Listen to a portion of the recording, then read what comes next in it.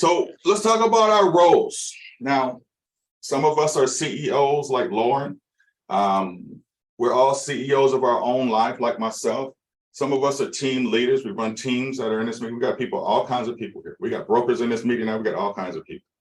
We have inside sales agents, outside sales agents. We have loan officers here. So as a CEO, what's my job?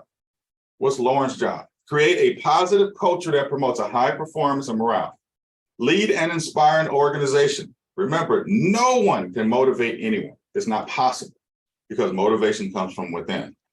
Create and protect our brand. Create and implement marketing. Big job for the CEO. Campaign systems to track our ideal clients for buyers, sellers, and real estate agents. Hire the best team members to provide the tools. And most importantly, make sure the right people are in the right seats so they can succeed. And then, of course, we got to track performance, right? Numbers don't lie.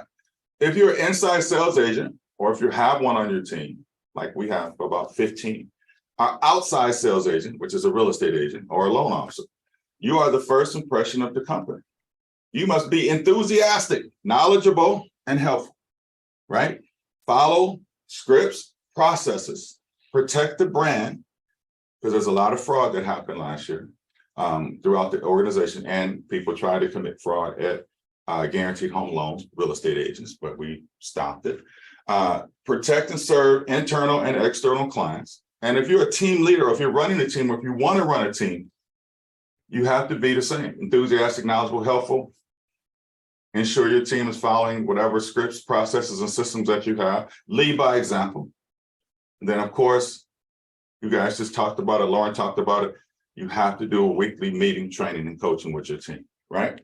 Because how many people know there's a million things that you could do to generate business in real estate? We talked about a lot of them in 2000 last year. But how many know you only need one and be a master at it? You only did one thing really, really, really well.